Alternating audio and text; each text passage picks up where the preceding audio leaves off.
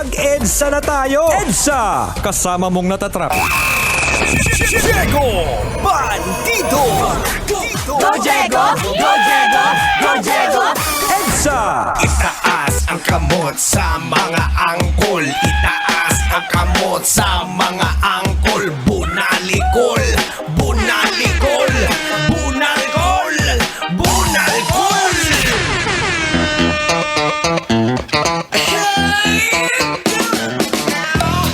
Magandang gabi mga kabisyo!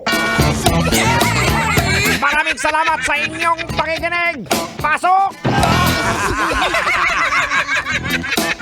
Grabe na to! Hindi na mapigilan! Maraming salamat! Grabe, nag-uumapaw ang suporta. Ramdam na ramdam namin. Manong Driver, ikaw na may hawak ng manibela ngayon. Tama. Kung manibela ang hawak mo. Pero kung iba yung hawak mo, batutang hawak mo, salamat pa rin, Manong Guard. Isa lang ang alam ko sa iyo, Manong Guard. Isa kang member and proud member of ano? Tama, Padpaw. No. Aragoy! Maluoy ka! Maraming salamat sa pakikinig, Manong Driver, dahil sa'yo. Muli pong number 1, numero 1 ang Love Radio!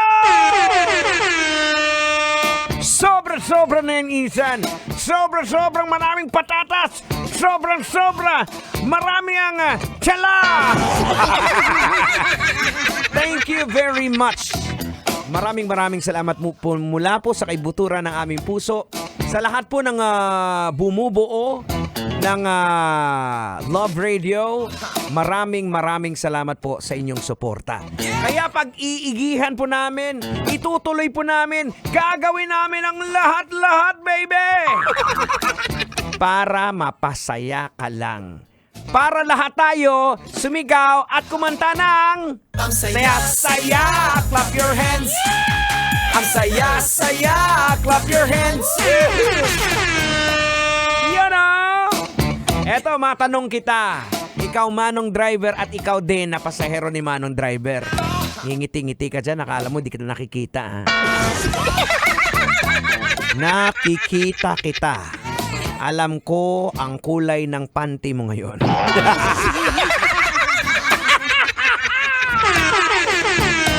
Aragoy! Maluoy ka. Hindi, eto, matanong kita. Chill lang na usapan. Meron ka bang hindi makakalimutang experience sa kakapanood mo ng sine? Di ba? Oh, no! Kasi sa panahon ng mga angkol, ito, real talk ha, sa panahon ng mga angkol, lalong-lalo na yung mga lumaki sa probinsya kagaya ko, wala kayo sa sinihan namin dati. Ang sinihan namin, may double. Di ba? May double yan. Double with. Halimbawa, ang Panday, double with. Patikim ng pinya. Maloy ka! Naalala ko dati ang hindi ko makakalimutang napanood ko na sine. Yung kakaalaman din ng edad dito. Super 123. Dito, Vic and Joey yan. Alam mo ko, hindi ko siya makakalimutan dahil boards. Buong araw ko siya, pinanood. Mula opening hanggang closing. Kasi, dati naman sa probinsya wala namang oras eh. Unlike ngayon, di ba? Pagkatapos ng pelikula, palalabasin kayo. Dati hindi. Want to sawa ka. So pag nagutom na ako dahil walking distance lang yung bahay namin, uuwi ako, kakain ako sa bahay tapos balik kasi may tatak naman ako eh. Grabe yun. Ito ba hindi ko makakalimutan yung girlfriend ko dati nung college na ako. Dahil syempre, purita tayo, wala tayong pera. Ay dumiskarte si uncle nyo, si Uncle Diego. Sabi ko sa girlfriend ko, dyan ka lang ha.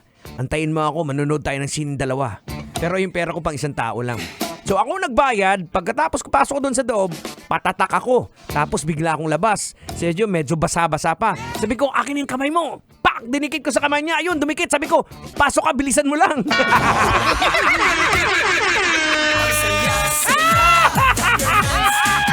Ang saya-saya! Clap your hands! May pero wag yung gagawin yun kasi masama yun. Inamin ko naman kasalanan yun. Bad yun bad. Wag na wag tutularan si Uncle Diego. Mali yun. At saka hindi nyo na rin magagawa ngayon yan, yung mga diskartihan, mga galawang uncle. Kasi sa ngayon, yun nga sabi ko, pagkatapos ng pelikula, palalabasin na kayo. Saka pala ng mga double-double. Uwian na kaagad. Palalabasin ka na kahit di mo pa nga ubus yung popcorn mo eh. Labas! Labas! Labas! Sabi ka, uwi! Uwi! Uwi! Uwi! Uwi! Mga kabisyo, boards! Kaya ako naman nabanggit tong sinihan kasi eto mga kabisyo. Isang luxurious bed cinema sa Taguig. Magbubukas na next month. Ito yung kakaibang movie experience na ang Uptown Temper Cinema handang ibigay yung kakaibang movie experience mo para sa family mo sa pagbubukas nila this coming November. Ito po ay collaboration between Mega World Cinemas and Tempur na kilala sa mga premium beds, mga unan, mattresses. So kakaiba talaga kasi yung upuan parang higaan, parang pwede ka na matulog. Tapos parang kagaya siya sa isang first class airplane cabin. 'Di ba? Ang lupit. Wow! So gusto niyo ma-experience? Try nyo. Okay, Tang, logican na natin to. Ay, sige, logican mo na kanina kapag salita niya. Sorry na. Masyadong binalikan ko lang kasi yung mga nakaraan. Nostalgic kasi. Eto na, logican na natin. Logica na yan!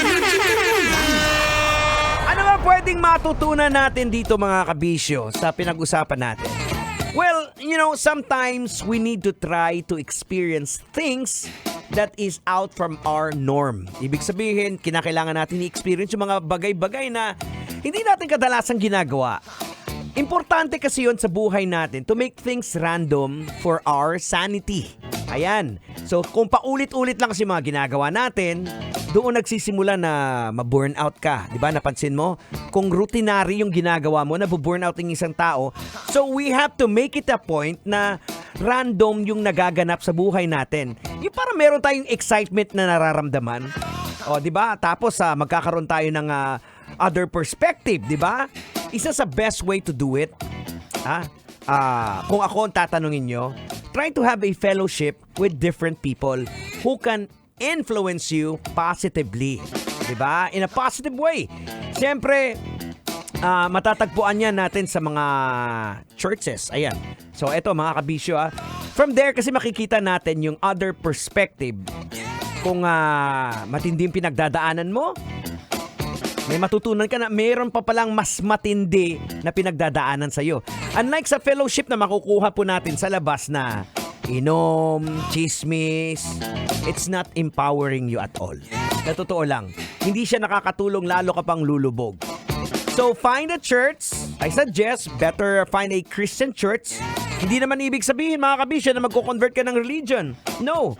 Maganda lang kasi ang perspective ng mga Christian churches sa totoo lang. Anyway, it's the Holy Spirit naman ang gagalaw kung i-reveal niya sa'yo, kung basta importante mga kabisyo find a group na kung saan makakatulong sa'yo, magkapagbigay sa'yo ng kakaibang perspective, di ba?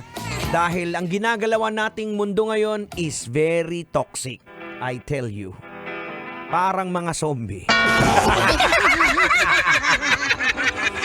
Alright mga kabisyo, ang oras natin, it is now 36 after 7 o'clock. Ooh! This it brings back memories, right? We got a whole lot of hits in store for you folks, straight up until 9 o'clock in the evening. You are still locked in right here on Metro's number 1. Yeah, baby, this is 90.7 Love Radio. And you still got me, your kapitan ng Barangay EDSA. Ako po si Diego Bandido kasama si Henyo